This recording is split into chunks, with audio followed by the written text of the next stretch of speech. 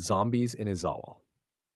One peaceful evening in AIZAWL, the sun was setting behind the hills as people returned to their homes after a long day. The city looked calm and beautiful, but nobody knew that something terrifying was about to happen. Inside a hospital laboratory, a doctor was testing a newly developed medicine that he believed could help cure many diseases. However, during the experiment, something went wrong. A test tube suddenly shattered, releasing a strange new virus into the air. Shocked, the doctor stepped back and shouted, "What is this?" Before anyone could react, the virus infected a nearby person. The infected man walked out of the laboratory, but something was terribly wrong. His eyes turned red, his skin changed, and his voice became strange and frightening. Suddenly, he let out a terrifying growl. People nearby screamed in fear and ran for their lives. One woman pointed at him and shouted, "Zombie! It's a zombie!" The virus spread rapidly throughout AIZAWL. More and more people became infected, and soon zombies began appearing all over the city. Streets that were once crowded with normal daily life turned into scenes of panic and chaos. People ran in every direction trying to escape. Shops closed their doors, vehicles were abandoned, and emergency sirens echoed across the hills.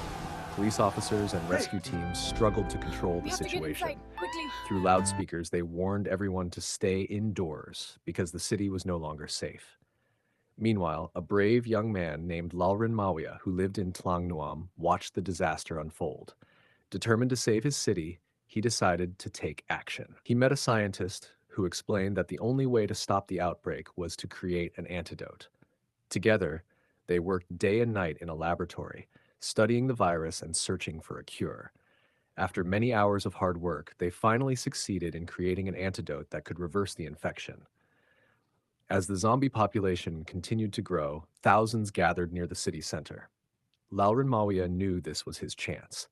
Using a drone, he flew above the crowd and released the antidote over the infected people. Slowly, the antidote began to work.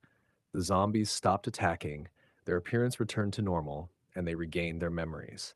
Families reunited, people celebrated, and peace slowly returned to AIZAWL. The city was finally safe again. However, as everyone celebrated their victory, one final secret remained hidden.